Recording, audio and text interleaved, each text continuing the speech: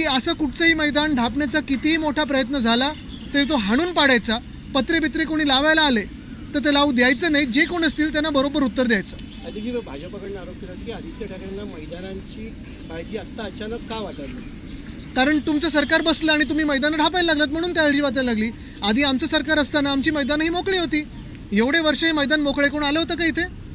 कोणी ढापायला आलं होतं? नाही आलं होतं. तर भाजपला जर वाटत असेल की काळजी आत्ता का वाटते, कारण आत्ता भाजपचं सरकार आलंय.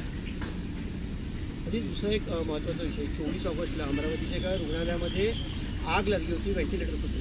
जेव्हा त्याच्यामध्ये इन्व्हेस्टिगेशन केलं तेव्हा लक्षात आलं की व्हेंटिलेटरची वॉरंटी आहे ती संपली होती.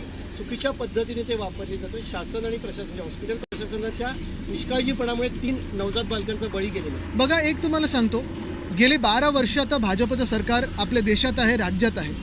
अनेक विषयावर आपल्याला भाजप सर्टिफिकेट येत असतं. धर्म असेल, देशभक्ती असेल, सगळं काही असेल. पण खरा धर्म आपला किंवा खरी देशभक्ती आपली ह्या मातीप्रती किंवा आपल्या देशाप्रती जी असते ती शासन नीट चालवणं ही असते.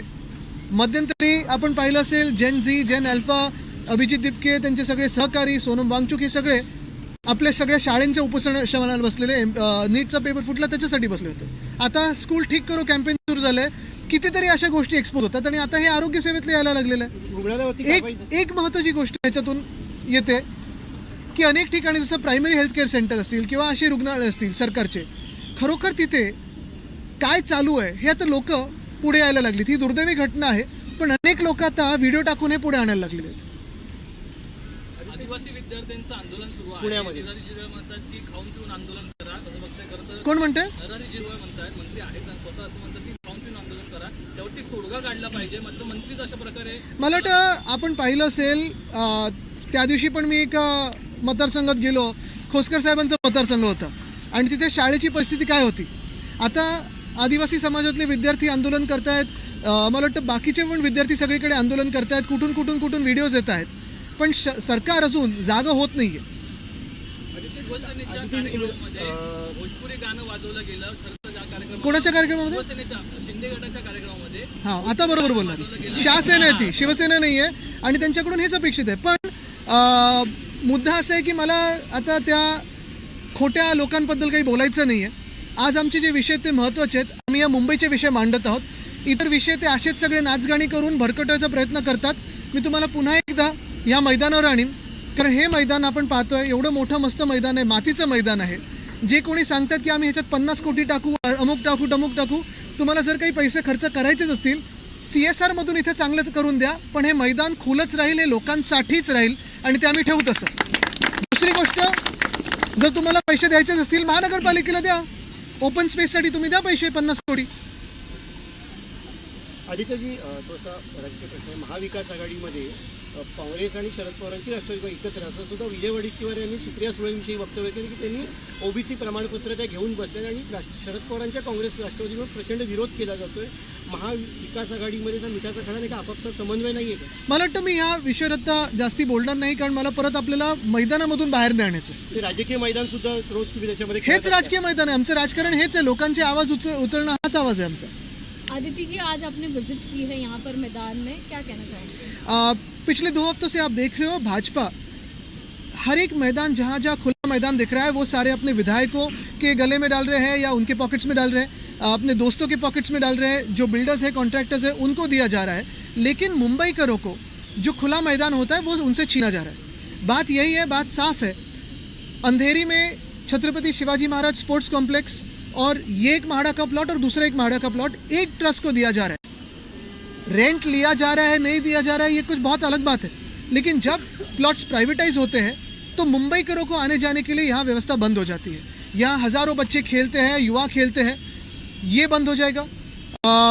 बैंड्रा वेस्ट में अगर आप देखिए तो नेवल डिसूजा फुटबॉल टर्फ है, वहाँ भी हम कोर्ट चले गए हैं. मुझे लगता है यहाँ की भी एक ALM है, वो भी कोर्ट चली गई है.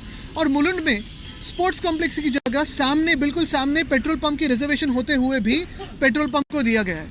तो ये सारी बातें जो है, जो ज़मीन छीनने की बातें हैं, भूखंड छीनने की बातें हैं, उसको हम विरोध करेंगे और तीव्र विरोध करेंगे. आदित्य जी, नेपाल में जो है बड़ा ये जो है फ्लैश फूड आया है, जिसकी वजह से वहाँ पर जो है करीब 160 लोगों की मौत हो चुकी है. अभी भी जो है 133 भारतीय वहाँ पे मिसिंग है. महाराष्ट्र से कुछ पर्यटक भी वहाँ पे फंसे हुए हैं। बिल्कुल, नेपाल में बहुत सारे लोग टूरिज्म के लिए जाते हैं, स्पिरिचुअलिटी के लिए जाते हैं, हाइकिंग के लिए जाते हैं, और लोकल्स भी अगर आप देखें तो कल भी बहुत सारे वीडियोस जो है बहुत ही दुख देने वाले वीडियोस थे। एक जो जैसे ही बाढ़ आया है, या आपने देखा होगा जो फ्लैश फ्लड आया, बहुत ही डरावना एक विजुअल है। और मैं यही प्रार्थना करता हूँ कि जो भी वहाँ अटके हो या जो भी जिसकी भी बचने की समस्या है वो बच के सुखरूप वापस अपने अपने घर जा सके। क्या आप लोगों की ओर से ट्राई किया जाएगा दो महाराष्ट्र के लोग वहाँ पर फंसे उन्हें बचाने? बिल्कुल, जो भी हमें कांटेक्ट कर रहा है उनको हम स्टेट से जोड़ रहे हैं, स्टेट की हेल्पलाइन है, और जो भी हमारे भी कोई कॉन्टॅक्ट्स होंगे नेपाल में तो उनसे भी जोड़ रहे हैं। जी, धाराशिवचे नगरसेवक भाजपात प्रवेश करायला आपल्या पक्षाचे निघाले होते. अचानक असं काय घडलं, युटर्न घेऊन ते एक ठाण्याला आले धाराशिवरून आणि एकनाथ शिंदेच्या शिवगटामध्ये प्रवेश. मला वाटतं हे सगळं घाणेरडं राजकारण आहे, त्याच्यात आता मी अडकणार नाही. हे तर घाणेरडं राजकारण आपण पाहतो 4 वर्ष सुरू आहे, पण हे घाणेरडं राजकारण जरी किती चाललं आणि तुम्ही इकडून तिकडे उड्या मारल्यात तरी देखील ही मैदानं जी ज्यांच्या घशात टाकत आहेत, ज्या भाजपला तुम्ही पाठिंबा देत आहेत, ती नैतिक जबाबदारी ही तुमची राहील की तुमच्या पुढच्या पिढीला ही मैदानं दिसणार नाहीत, कारण भाजपाने बिल्डरच्या घशात टाकलेले. काल परवाकडे मी जेव्हा MIDCला होतो, मग आधी अंबडला गेलो, चाकणला होतो, हिंजवडीला होतो, IT सेक्टर जिथे आहे, काल लोटेला गेलो.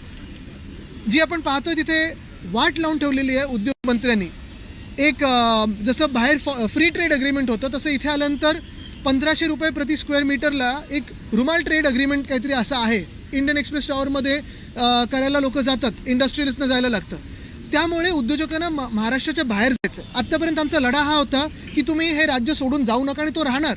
पण जर उद्योग मंत्र्यांकडेच आणि त्या शासनामध्ये एवढा भ्रष्टाचार चालू असेल आणि इन्फ्रास्ट्रक्चर कोलॅप्स झालं असेल तर आम्ही कुठच्या तोंडाने सांगायचं की तुम्ही इथेच राहा. प्रॉब्लेम हा होणार आहे की हे सगळे जे घाणेरं राजकारण करून इकडून तिकडे उड्या मारतात त्यांच्यावर ही नैतिक जबाबदारी राहणार आहे की पुढच्या पिढीला आणि तरुणांना जर नोकऱ्या मिळाल्या नाहीत, रोजगाराची संधी मिळाली नाहीत तर ही जबाबदारी त्यांची राहील, तो शिक्का त्यांच्या माथेवर राहील. Aditya ji, MPSC drug inspector exams को लेकर जो है प्रेम प्रकरण सामने आया है, लव एंगल सामने आया है. जो लड़की है उसके पिता ने ही खुद ये पेपर 5 लाख में लीक करवाया था, क्या कहना चाहेंगे? अभी क्या कहूँ इस पे, ये एंगल तो और कहीं और लेके जाता है. लेकिन यही बात है कि जैसे नीट का पेपर का जो लीक हुआ, दुर्भाग्यपूर्ण बात यही है कि महाराष्ट्र ही उसका केंद्र बिंदु था, और अभी MPSC हो, उसके पहले CET का पेपर पे भी बहुत सारे लोग सवाल उठा रहे थे. आणि जे नेपाळच्या पंतप्रधानांनी ट्विट करून भारताचे आभार मानले. जेव्हा भूकंप आला होता तेव्हा तुम्ही सुद्धा गेल्या वेळेला 2015 आम्ही मदत केली होती, आपण पाठवली होती. येस. आता नक्की भूमिका काय असणार आहे, कारण खूप गंभीर परिस्थिती. पहिली गोष्ट म्हणजे आत्ता भारताकडून आणि इतर देशांकडून मदत तर चाललीच आहे. अजून जी काही नंतर मदत लागेल त्याच्यात आम्ही आमचा जो काही वाटा असेल खारीचा तो आम्ही करू शकतो. आदित्य जी, कर्नाटक के CM DK शिव कुमार जी का कहना है वंदे मातरम के हम 2 ही पैर्स जो है वो गाएंगे. उन्होंने कर्नाटक में ऐसी घोषणा की. मुझे लगता है आप 2 गांव 6 गांव जितने गाने हैं, पहली बात तो ये है कि जो रेवोल्यूशन हुआ था, जो आज़ादी मिली, वो सिर्फ 2 शब्दों पे मिली थी, वंदे मातरम. बाकी स्टैंजा कितने हैं क्या है. दूसरी बात, जब वंदे मातरम का बिल आ रहा था तब प्रधानमंत्री महोदय और गृह मंत्री कहाँ थे. और तीसरी बात, आप पूरा गाना गाइए, आधा गाना गाइए, लेकिन जो स्कूलों की परिस्थिति है वो बदलने वाली है, जो अस्पतालों की परिस्थिति है क्या वो बदलने वाली है. क्या ये मैदान जब आप बिल्डरों के हाथों देंगे तो क्या अपना देश सुजलाम सुफलाम मलयजी शीतलम रहेगा. जैसे पर्यावरण को वहाँ उस गीत में डिस्क्राइब किया गया है, क्या वैसे है. आदित्य जी, बिहार में जो है BPSC एग्जाम को लेकर स्टूडेंट लगातार प्रोटेस्ट कर रहे हैं, लेकिन बिहार गवर्नमेंट जो है रिस्पांस नहीं दे रही है, ऐसा राहुल गांधी. वहाँ भी आपने देखा होगा एक आदित्य है 6 साल का, उसकी आवाज सबसे ज्यादा थी. नाम तो सुना होगा फिर आदित्य का आपने. सर, एक मिनिट भटकता. मैदानापर्यंत जे आहे जेन्ट्री पेटलेलं आहे मैदानात असं किंवा सोशल मीडियावर असून काल मुंबईमध्ये जी घटना घडली लालबाग परळमध्ये, तुम्हाला असं वाटतं का की हे जे आहे ही हवा चेंज करण्यासाठी असं काहीतरी प्लॅन. काही ठराविक समाजकंटकी लोक हे करत असतात. मुद्दा हा आहे की काल पोलिसांनी बरोबर चोख उत्तर दिलेलं आहे आणि उत्तर हे प्रत्येक वेळी देत राहतील पोलीस.